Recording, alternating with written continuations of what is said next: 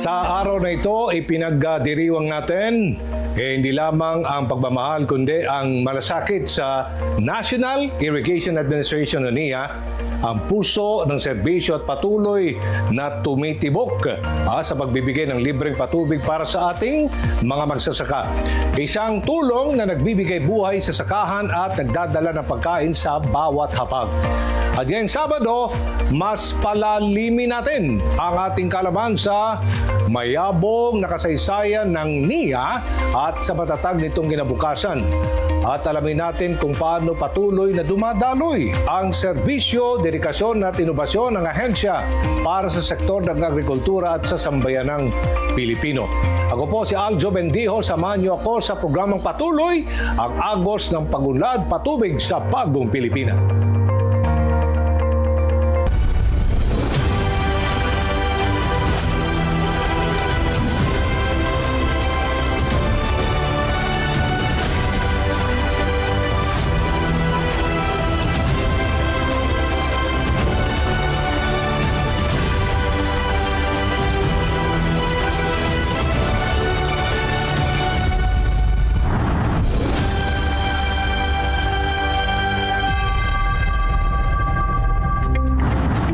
Bukod sa malaking ambag sa yaman ng agrikultura, ang patubig na ibinibigay ng libre ng National Irrigation Administration o NIA, alam ba ninyo na mayaman din sa kasaysayan ang mismong gusaling nagsisilbing tahanan ng ahensya?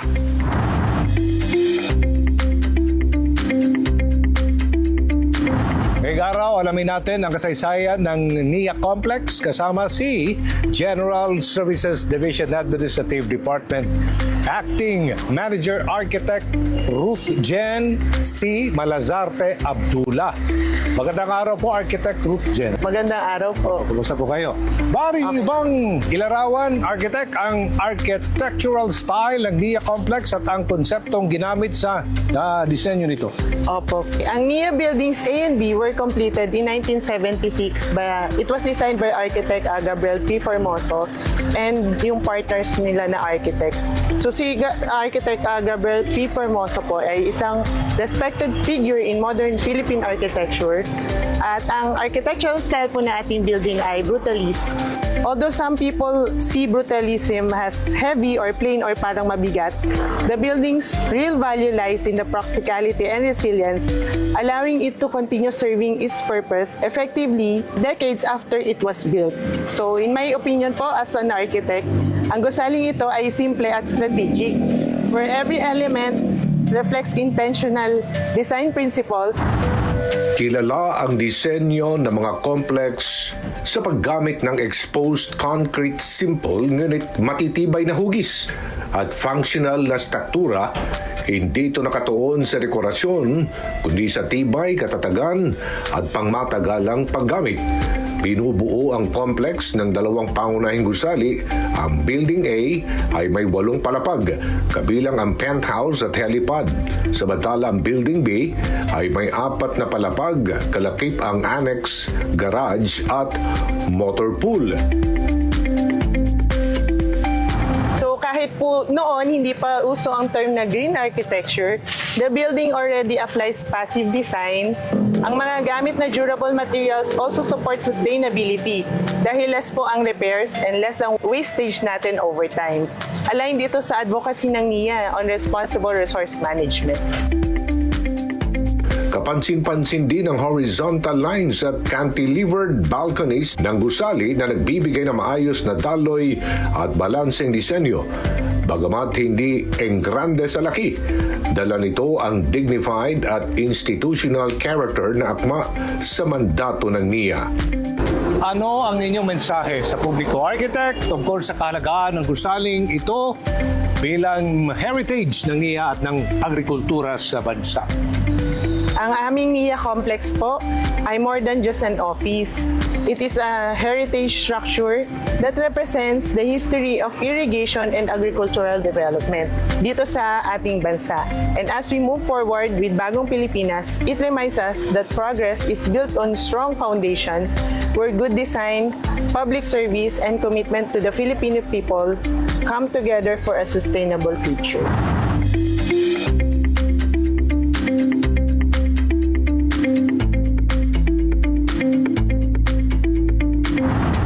ng matibay nitong pader at struktura, patuloy ang ambag ng ahensya sa paghubog ng matatag at maunlad na bayan. Nagbibigay lakas at pag-asa sa bawat magsasagang Pilipino. Huwag po muna kayong aalis dahil marami pa tayong pag-uusapan dito sa programang patuloy ang agos ng pag-ulad, patubig sa bagong Pilipinas.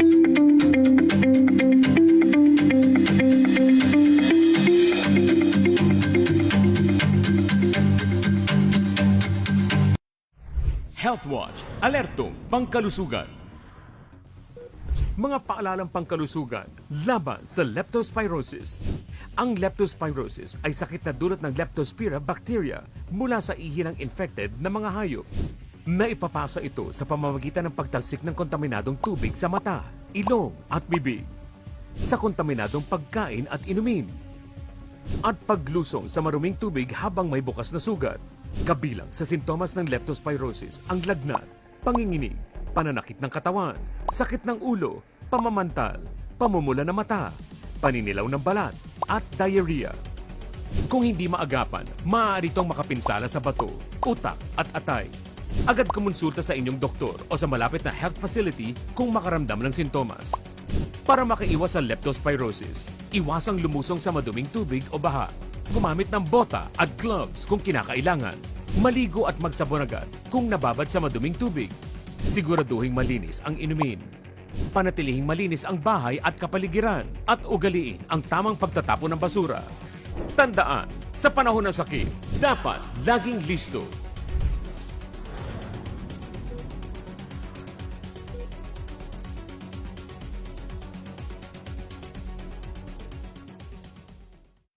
Alam niyo ba kung bakit espesyal tayo mga Pilipino?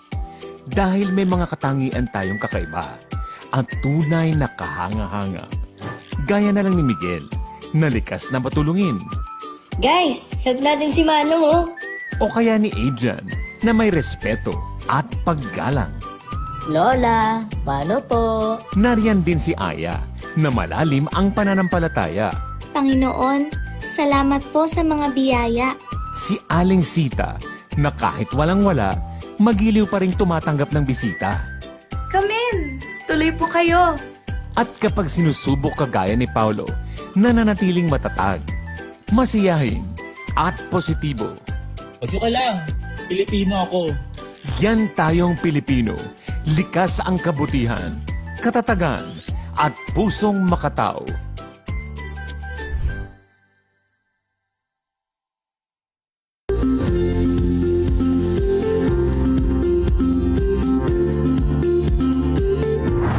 Patuloy na umaagos sa pag-asa sa bawat patak ng tubig na hatid ng irigasyon at patubig ng National Irrigation Administration para sa ating mga magsasaka. At sa gitna ng nagbabagong klima at hamon sa sektor ng agrikultura, isang malagang tanong ang ating binabalikan. Ano ang hinaharap na naghihintay para sa kanila?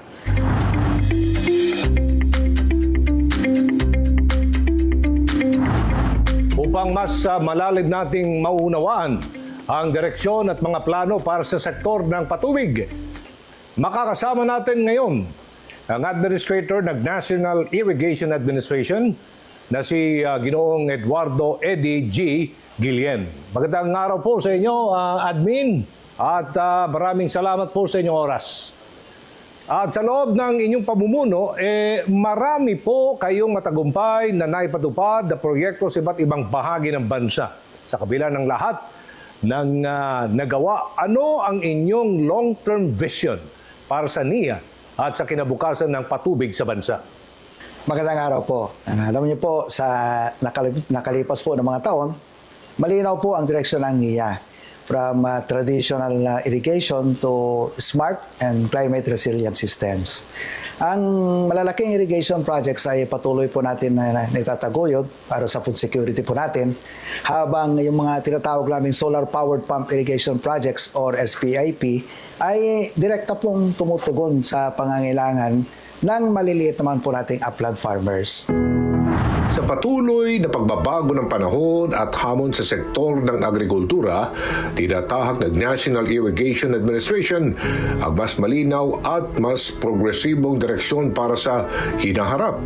Layunin nitong palakasin ang kakayahan ng ahensya sa pamamagitan ng makabagong pamamaraan, mas epesyenteng sistema at serbisyong higit na nakatuon sa kapakanan ng mga magsasaka. Ang Vision 2030 po ng NIA ay malinaw po, isang makabago, mas mahusay at gusto natin yung people-centered irrigation agency. Hangat natin po na maging ahensyang data-driven, technology enabled na sinasabi nila at mabilis pong tumugon sa pangangailangan po ng mga magsasaka. Beyond 2030 naman po, nakikita natin ang patubig bilang isang strategic investment. Hindi lang sa produksyon po ng pagkain, kundi sa resilience ng buong bansa laban po sa yung crisis ng climate change. At habang umuunlad ang mga proyekto ng NIA, malinaw na ang mga benepisyo ay hindi lamang nakikita sa produksyon ng pagkain, kundi pati sa kalidad ng buhay ng mga komunidad. Paano ninyo sinisiguro na ang mga benepisyo ng NIA ay nararamdaman ng lahat, lalo na sa mga liblib at vulnerable communities? Nakikipagtulungan po tayo sa mga LGUs at irrigators associations or itong mga IAs po natin upang masiguro na ang proyekto ay akma sa lokal po na pangangailangan. Yung kailangan magtanong ka rin baka lihis naman yung direksyon at of course ang patubig ay hindi lamang po tungkol sa ani kundi tungkol sa dangal, kabuhayan at mas maayos po na kalidad ng buhay ng bawat pamayanan. Kasabay ng pagharap sa mas mataas na pangangailangan sa agrikultura, patuloy ding pinapalakas ng NIA ang paggamit ng makabagong teknolohiya upang mas mapahusay ang pamamahala sa patubig.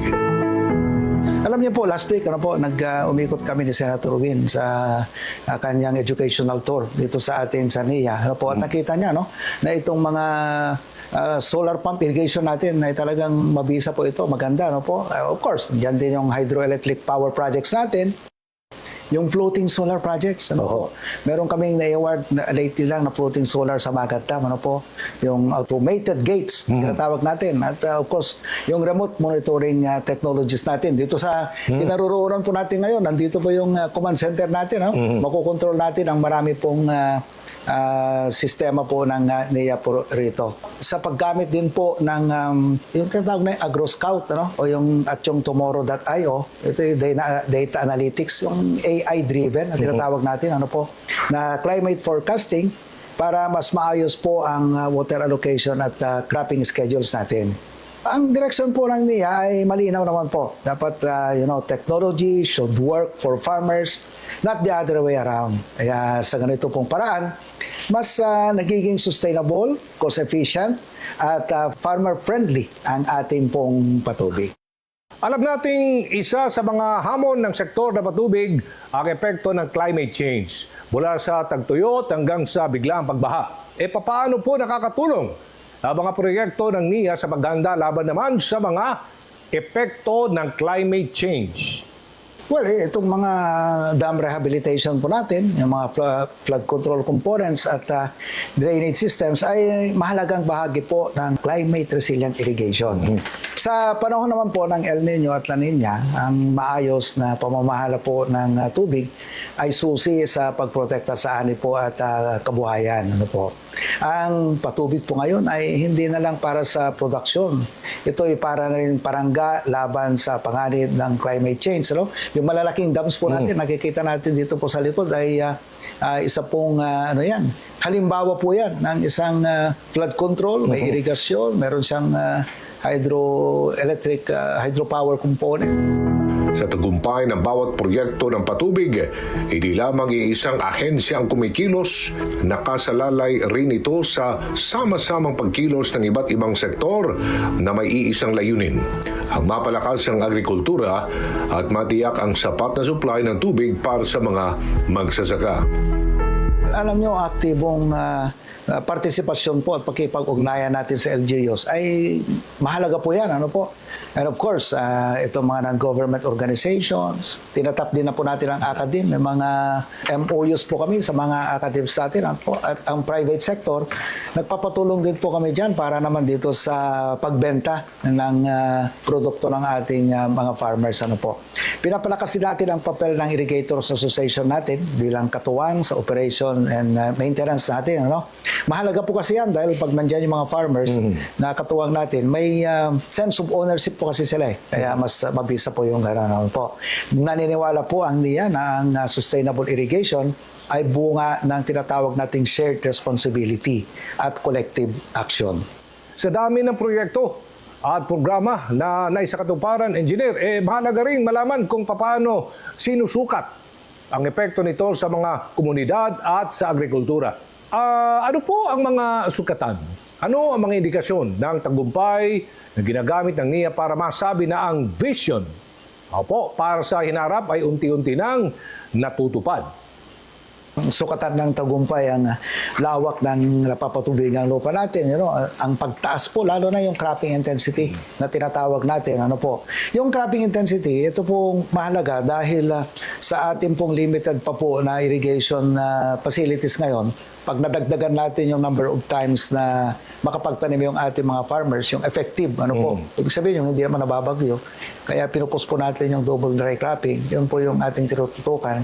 Yung pagtaas ng cropping intensity, of course, yung ani at kita ng ating mga magsasaka. Mahalaga rin sa amin yung tinatawag na social impact.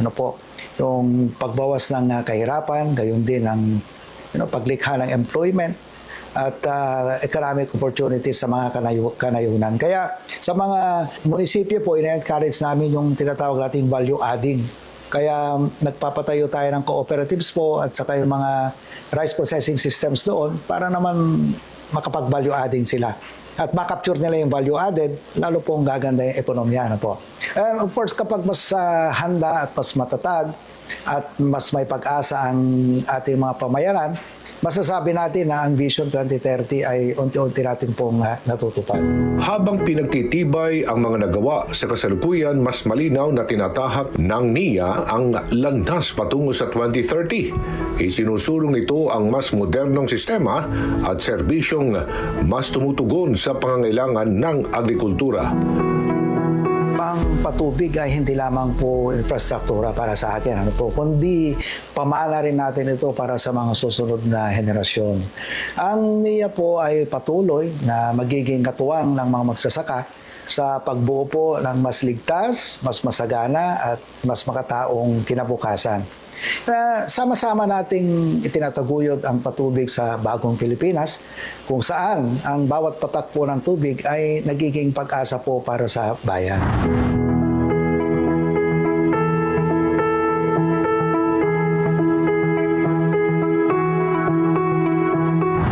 Maraming salamat, Admin Ed Gillian. Tunay ngang nagiging masagana ang kinabukasan kapag ang serbisyo ng pamahalaan ay taus-pusong inihahatid sa tao. Serbisyong hindi lamang dumadaloy sa mga kanal ng irigasyon, kundi umaabot sa pangaraw-araw na buhay ng ating mga magsasaka. Tuloy ang agos na pag-unlad sa pagbabalik ng patubig sa bagong Pilipinas.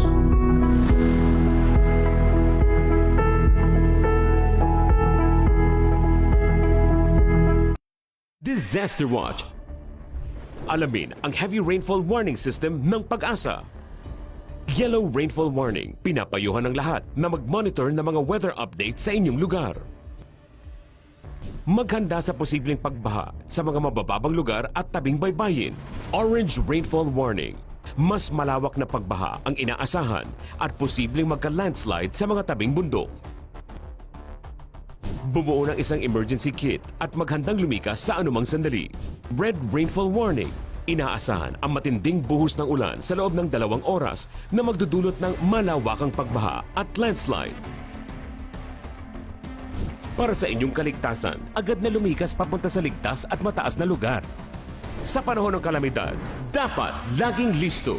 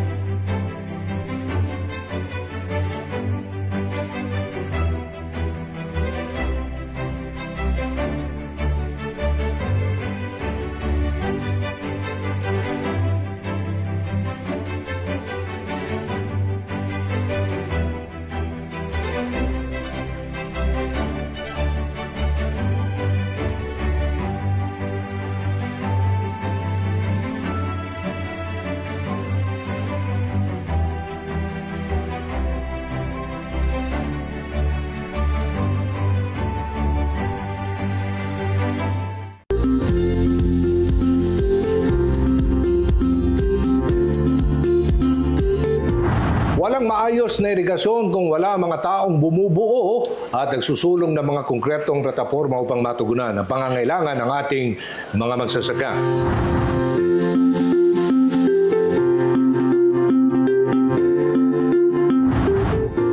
At makakasama natin ngayon ang Senior Deputy Administrator, Engineer Robert C. Sugitan. Magandang araw po, Engineer. Magandang araw din. Ano ang mga pangunahing infrastructure projects po, Engineer, ng NIA na nakaangkla sa Vision 2030? Ang pangunahing layunin ng NIA Vision 2030 ay gawing mas moderno, mas mahusay at mas matatag ang irrigation sector upang suportahan ang isang competitive at sustainable na sektor ng agrikultura. Ito ang nagsisilbing roadmap ng ahensya mula sa pagpaplano ng proyekto, paggamit ng teknolohiya, hanggang sa mas pinalakas na pagtulungan sa mga magsasaka at LGUs. Layunin nitong matiyak na ang bawat hakbang ng NIA ay may malinaw na direksyon at pangmatagalang epekto.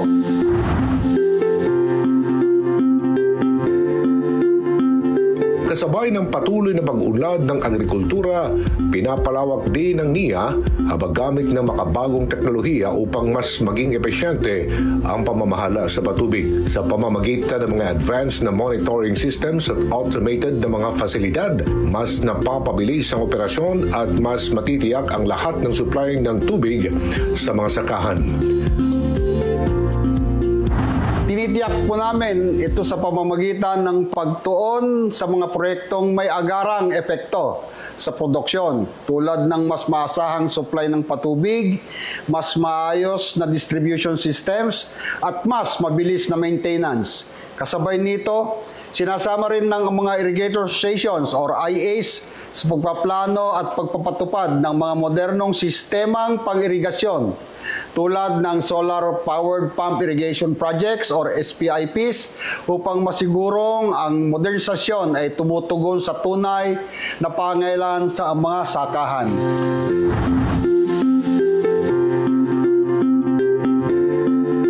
Kabilang sa mga pangunahing layunin ng NIA Vision 2030 ang pagpapalakas ng paggamit ng makabagong teknolohiya sa pamamahala ng patubig sa tulong ng mga inobasyon at mas pinahusay na sistema. Hangad ng ahensya na mapataas ang kalidad ng serbisyo at mas matugunan ang pangangailangan ng makabagong agrikultura. Ang NIA Vision 2030 ay hindi lang proyekto ng gobyerno. Ito ay sama-samang adhikain kasama ang ating mga bagong bayaning magsasaka. Patuloy kaming magsisikap na pagbutihin ang serbisyo at infrastruktura at umaasa kami sa inyong pagkipagtulungan upang sabay-sabay nating makamit ang mas matatag, mas maunlad at mas magandang kinabukasan para sa sektor ng agrikultura.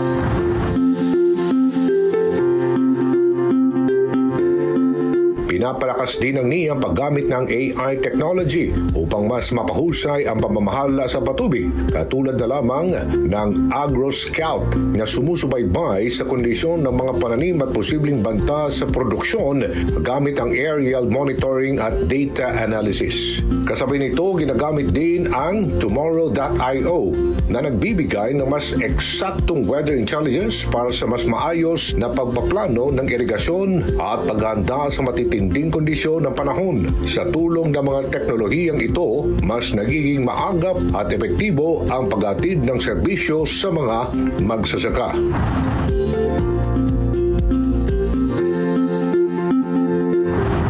Di nagpapahuli ang NIA sa mga makabagong teknolohiya. Isa na dyan, sa pag-prepare namin ng projects, ginagamit na namin yung tinatawag natin na remote sensing. Yung mga satellites, yung mga ulan, lahat yan kinukuha namin sa satellite.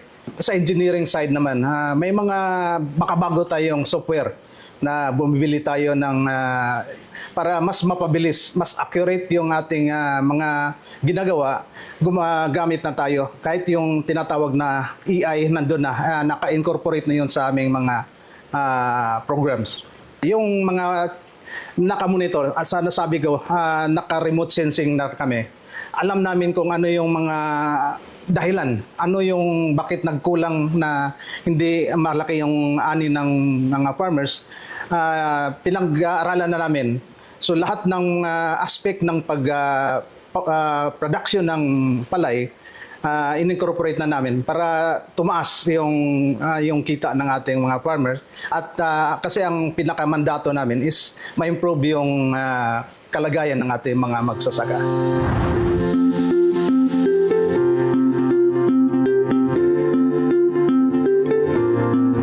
Tunay ngang ang agos ng pag-ulad ay patuloy na nagbibigay lakas sa mga magsasaka. Sa bawat programang naipatutupad at bawat serbisyong naihahatid, mas nagiging matatag hindi lamang ang kanilang kabuhayan, kundi pati na ang seguridad ng pagkain ng ating bansa. Sa loob ng 13 episode, ating nasaksihan po kung paano nagiging daan ang patubig sa pag-asa, kaunlaran at mas maliwanag na kinabukasan sa kanayunan.